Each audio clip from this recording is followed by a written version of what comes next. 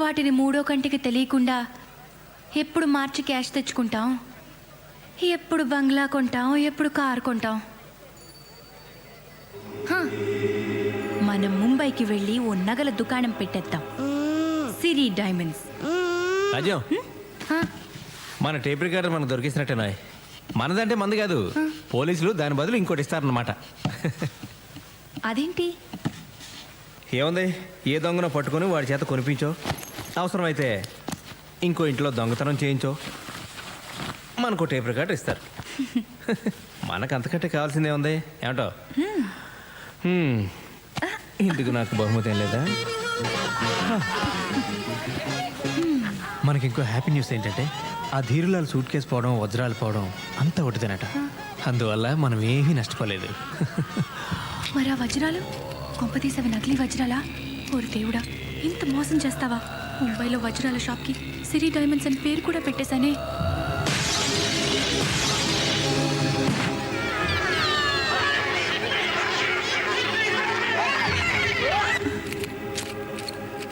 ఆంధ్రప్రదేశ్కు చెందిన అసమ్మతి వర్గం ప్రధానమంత్రిని కలిసి ముచ్చటించారు.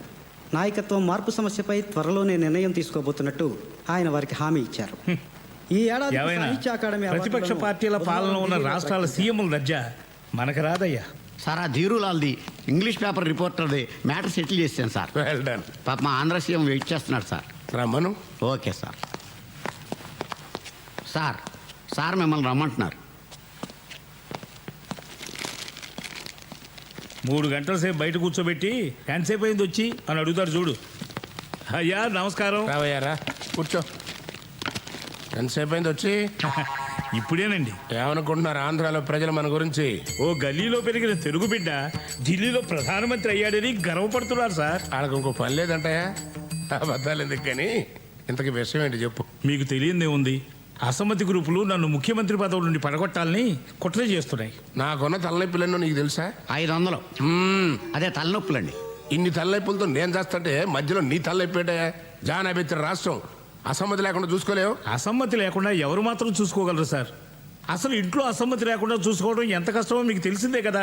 అంటే అప్పుడు నిన్ను సీఎం చేయడమే కాకుండా ఇప్పుడు నిన్ను నా కుర్చీలోంచి ఎవడు దింపేయకుండా కాపలా కాసే ఉద్యోగం కూడా నాదేనంటావు. ఓ పని చేస్తారయ్యా, పిఎంసీ వదిలేసి నీకు సెక్యూరిటీ గార్డుగా వస్తా. నారు పోసిన వాడే నీరు పోయడానికి సందేహిస్తే ఎలా సార్? అదే నేను అనేది.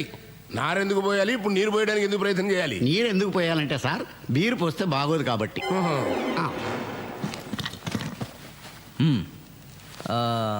నేను లేకపోతే మీరు చెప్పేది దీనికి అర్థం అవ్వదు. చెప్పండి. రాజకీయం సంగతి అలా ఉంచండి. తమ నీడలో బతుకుతున్నాను. పోయిన ఆ సూట్ కేసు తమరు నాకు అమ్మేయాలి. ఎలా తెలుసు, ఎందుకు తెలుసు అని మాత్రం అడగండి. ఎలాగైనా సూట్ కేసుని వెతికించి తమ గురుదక్షిణగా సమర్పించుకుంటాను.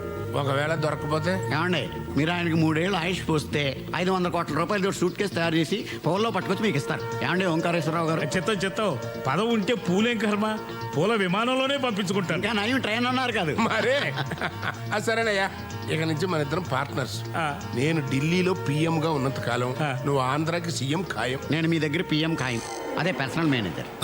స్వామి, ఆ సూట్ కేసు గురించి పిఎం గారు చాలా డిస్టర్బ్డ్గా ఉన్నారు. అది ఎంత తొందరగా దొరికితే దేశానికి అంత క్షేమం. అంతా భైరవుడి దయ. 48 గంటల పాటు అఖండ పూజ చెయ్యాలి. దానికి 2 కోట్లు ఖర్చు అవుతుంది. 2 కోట్ల? చాలా తక్కువ కదా, అయితే ఇంకోటి కలుపుకో. ఏకకాలంలో 108 ప్రదేశాల్లో పూజ చేయాలి. కనీసం 3 ఆ భైరవుడికి బలివ్వాలి. ఎక్కడ ట్రైన్ యాక్సిడెంట్ జరిగిందో అక్కడే బలివ్వాలి. నరబలంటే హత్యలు చేయటమా స్వామి? భైరవ నీవు గంతో కాల్చి ఎన్కౌంటర్ అంటావు కదా, అలాగే భైరవుడికి ఇచ్చేదాన్ని హత్య అనకూడదు నాయనా, ప్రేమతో బలి అనాలి. ఓకే? అయినా 500 కోట్ల రూపాయల వజ్రాలు తిరిగి దక్కాలంటే మేం చెప్పిందల్లా చెయ్యాలి. అధిక ప్రసంగం మాకు ఇష్టం ఉండదు. కోపడకండి స్వామి, అన్నీ మీరు చెప్పినట్టే చేస్తాం. మామూలు బలిలేం కర్మ, కన్ని పిల్లలు 3 బలి ఇవ్వమన్నా ఇస్తాం. ఇంతకీ ఎవరిని బలిమ్మంటారు? దొంగలైనా పర్వాలేదా, నక్సలైట్లైనా పర్వాలేదా? పోనీ పౌర హక్కుల సంఘం వాళ్ళైనా పర్వాలేదా? పోలీసులైనా పర్వాలేదయ్యా, ₹1 అడ్వాన్స్ పంపండి. రేపు ఉదయమే పూజ మొదలు పెడతా. ఎల్లుండి రాత్రికల్లా మనుషుల్ని సిద్ధం చేసుకోండి. మంత్రించిన పసుపు తాళ్ళు ఇస్తాను, వాటితో ఉరేసి చంపాలి. చంపి వాళ్ళని పట్టాల మీద పడేయాలి. బలిచ్చేవాణ్ణి బలయ్యే వాళ్ళని మీరే చూసుకోవాలి. దాని మీద ఏదైనా కేసు అయితే నాకు సంబంధం లేదు. డీజీపీ గారు స్వహస్తాలతో చేస్తే బాగుంటుంది. అమ్మో, నా చేతులతో నేను చేయను. అవసరమైతే ఇతన్ని మార్చండి. ఈ పని చేయడానికి సిద్ధపడ్డవాడిని ఈ పదవిలో నియమించండి. ముందు సూట్ కేసు పంపండి. చెప్తాం. రాజ్యం గారు బాగున్నారా? బాగున్నాను, కూర్చోండి. పని పాట ఉంటుంది. పొద్దున్నే దిగాడు నసగాడు. రాజ్యం, చంద్రరావు కూడా కాఫీ తీసురా. ఈ పాలు వేస్ట్. ఏంట్రా, ఎనీథింగ్ స్పెషల్? ఏంటంటే పొద్దున్న వచ్చావు? ఓ కేసు పని మీద సూర్యుడిని కలిసి వస్తున్నా. నేను కూడా నిన్న రాత్రి కలిసేవాడిని. నా మ్యూజిక్ సిస్టమ్ పోయిందని కంప్లైంట్ ఇవ్వడానికి. ఇంకోటి అరేంజ్ చేస్తానని ప్రామిస్ చేశాడులే. ఎరా, నీకు తెలుసా అసలు వజ్రాలు పోలేదట, సూర్యుడు చెప్పాడు. అయినా అంత విలువైన వజ్రాలు పోతే ఎవరైనా కంప్లైంట్ ఇవ్వకుండా ఉంటారంటావా? ఎందుకుండరు? పోయింది బ్లాక్ మనీ అనుకో, కంప్లైంట్ ఇవ్వలేరు కదా. అది కదా, అసలు వజ్రాలు ఏవి పోలేదని వజ్రాల వ్యాపారి స్వయంగా స్టేట్మెంట్ ఇచ్చాడు కదా. నువ్వేం క్రైమ్ రిపోర్టర్ వరా? ఈరోజు పేపర్ చూడలేదా? ఆ డైమండ్ మర్చెంట్ హార్ట్ అటాక్తో పోయాడంట. ఏషియన్ టైమ్స్లో న్యూస్ రాశాడే ఆ రిపోర్టర్, వాడు కూడా యాక్సిడెంట్లో పోయాడంట. అది మడ్రే ఇది మడ్రే, ఈ విషయం నీకు తెలియకపోవడం ఏంట్రా? అవును రోయ్, ఇదేదో పెద్ద హై లెవెల్ స్కామ్లా అనిపిస్తుంది. భూమి తన చుట్టూ తాను తిరుగుతూ సూర్యుడి చుట్టూ తిరుగుతుంది అనేది సైన్స్ అయితే, భూమి తన చుట్టూ తాను తిరుగుతూ ధనవంతుడి చుట్టూ తిరుగుతుంది అనేది వాస్తవం. ఈ చంద్రరావు గాడో తిక్కలోడు. నీతి నిజాయితీ అంటూ ఎప్పుడు ఏదో చెత్తంతా వాగుతూ ఉంటాడు. కానీ ఈరోజు మాత్రం వాడు చెప్పిందే కరెక్ట్.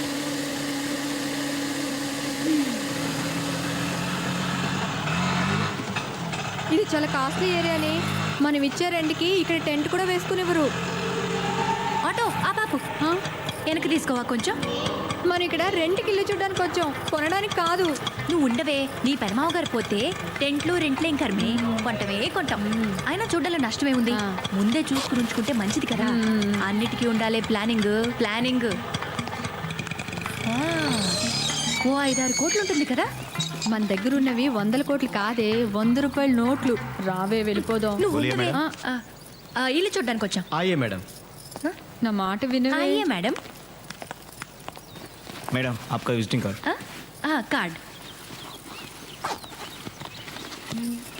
कार्ड.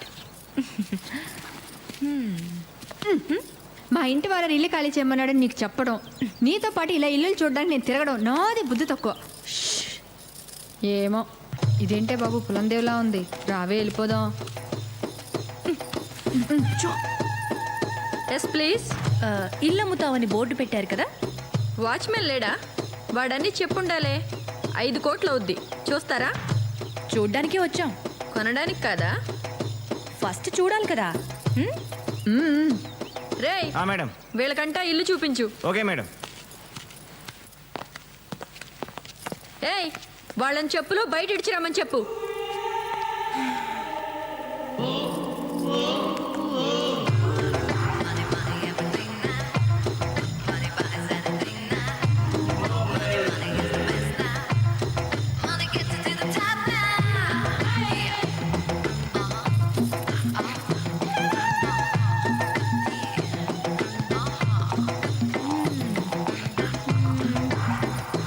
మీ మేడం ఒకసారి పిలు.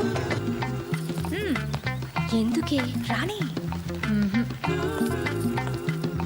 ఇల్లు ఎలా ఉంది? చల్లగా ఉందండి. ఏసీ పెట్టారా? ఇల్లు బాగుందండి. ఎందుకు అమ్మాలనుకుంటున్నారు? వాస్తు ప్రాబ్లమా, ఆస్తి ప్రాబ్లమా, మనీ ప్రాబ్లమా? Money problem.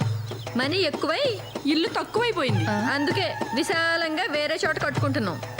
అంతేగాని మాకేం ప్రాబ్లమ్స్ ఉంటాయి? 5 కోట్లు అంటున్నారు. వుడెన్ ఫ్లోరింగ్ లేదు, ఇంకా చిన్న స్విమ్మింగ్ పూల్ కూడా లేదు. ఇప్పుడు అవన్నీ మీకోసం చేయించలేం. నచ్చిన వాళ్ళే తీసుకుంటారు. ఎందుకు వచ్చిన గొడవే? సర్లేండి, మేం కూడా మాకు కావలసినట్టు విశాలంగా కట్టుకుంటాం. అలాగేనమ్మా, చెప్పులు కొంచెం మంచి కొనుక్కుంటే బాగుంటుంది. పొదుపుగా ఉండడం పేదరికం అనుకోవద్దు ఆంటీ. పొగరకేం తక్కువ లేదు. ఎంత పొగరే దానికి. ఇల్లు చూపించడానికి పని మనిషిని పంపిస్తుందా? అసలు ఇవే పాత చెప్పులతో దాన్ని కొట్టాలనిపించింది. దాన్ని అనుకుని ఏం లాభం రాజ్యం? ఇంత పెద్ద బిల్డింగ్ బేరమాడడానికి వచ్చినప్పుడు కొంచెం బిల్డప్ ఇవ్వక్కర్లేదు. మొన్న మీ ఆయన తెచ్చిన నగలన్నా వేసుకోవాల్సింది, కొంచెం టిప్ టాప్గా అయినా ఉండేది. టిప్పు లేదు టాపు లేదు. ఆ మూర్తి ఆ? మీ ఆయన నగలనే లాగేసుకున్నాడా? అవును లాగేసుకున్నారు. నువ్వెలా ఊరుకున్నావే? ఎలా అంటే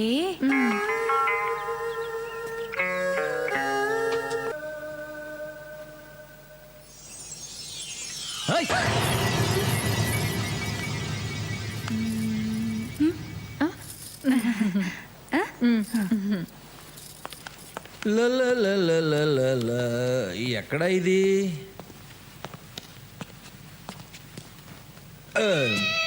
హలో, మీతో మాట్లాడాలి. చెప్పు. ముందు కూర్చోండి. కూర్చుంటే కానీ చెప్పవా? ఏంటి ఎక్కువ మాట్లాడుతున్నావు? నేనేం ఎక్కువ మాట్లాడుతున్నానే?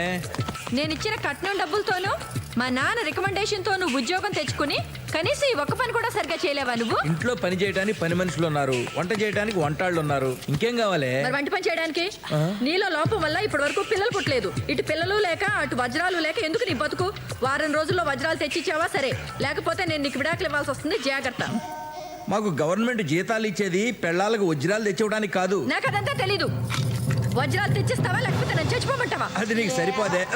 ఊరికే నవ్వులాట కన్నా ఓసి పిచ్చి మొహమా, కూల్గా నా మాట విను.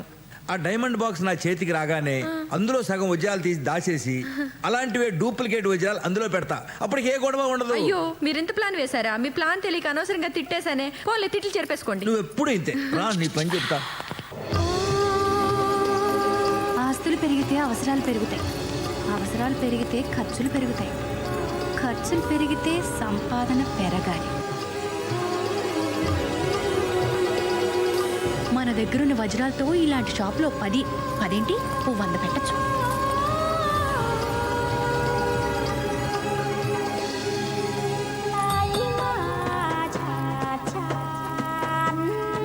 ఏం కావాలమ్మా? షాప్ ప్రొప్రైటర్ కానీ మేనేజర్ కానీ ఎవరైనా ఉన్నారా? అన్నీ నేనే. ఓ, చూడమ్మా, ప్రస్తుతానికి మా దగ్గర ఉద్యోగాలు ఏం ఖాళీ లేవమ్మా. నా దగ్గర ఉన్నాయిలేండి. అమ్మా, నా పేరు సులోచన రాణి. నేను నవల్స్ రాస్తూ ఉంటాను. సంతోషం అమ్మా. నేను నవలు చదవనమ్మా. అయినా ఎవరు చదివినా చదవకపోయినా రాసేవాళ్ళు రాసుకోవచ్చమ్మా, అమ్ముకోవచ్చమ్మా. నవలలు రాయడం నేరం ఏం కాదమ్మా. బోలియే, ఏం పని మీద వచ్చారో చెప్పండి. నా నవల్లో ఒక పాత్ర ఉందండి. ఆవిడికి ఒక నిధి దొరుకుతుంది. ఎన్నో 100 కోట్ల రూపాయలు విలువ చేసే వజ్రాలు దొరుకుతాయి. వాటిని అమ్మడం కంటే వజ్రాలు దుకాణం పెడితే బాగుంటుందని ఆవిడ అనుకుంటుంది. నవల కదమ్మా, ఎలాగైనా అనుకోవచ్చమ్మా. ఇది నవలన్న సంగతి పక్కన పెట్టండి. ఒక్కవేళ నాకే దొరికాయనుకోండి, నేనేం చేయాలి? దీనికి లైసెన్స్ అవసరమా? ఎవరికి అప్లై చేయాలి? ఫీ ఎంత ఉంటుంది? ఈ షో కేసులు ఫర్నిచర్లకు ఎంత అవుతుంది? షాప్ రెంట్ ఎంత? పగిడి ఎంత? ఇలాంటి వివరాలు మీరు నాకు చెప్పాలి. నవల రాయడానికి ఇంత కష్టపడాలమ్మా? ఆయన తోచినట్టు రాసుకోవచ్చు కదమ్మా. ఎవరు చదువుతారు, ఎవరు అడుగుతారమ్మా? నేను ఏది పడితే అది రాసే రైటర్ని కాదండి. ఏదైనా సరే డీప్గా తెలుసుకుని కానీ రాయను. బంగారం కానీ వజ్రాలు కానీ మనం కొని అమ్మదలుచుకున్నప్పుడు వాటి నాణ్యత మనకు తెలియాలి కదా. అదెలా తెలుసుకోవడం? ఈ వ్యాపారంలో అందాజుగా లాభాలు ఎంతుంటాయి? ఇలాంటి వివరాలు నాకు కావాలి. నేను ఈ వ్యాపారం ఎత్తేసుకున్నాక తీరిగ్గా ఒక పుస్తకం రాస్తానమ్మా.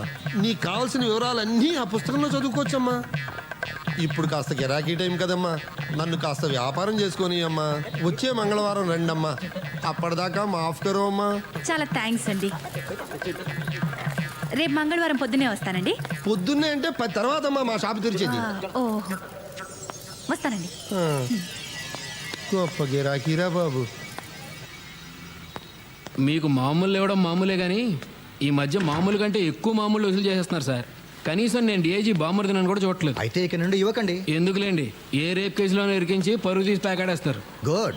మామూలు మహత్యం ఏంటో మీరు మామూలుగా అర్థం చేసుకోలేదు. మరి మీరు మామూలు వాళ్ళ? సరే కానీ కాఫీయా టీయా?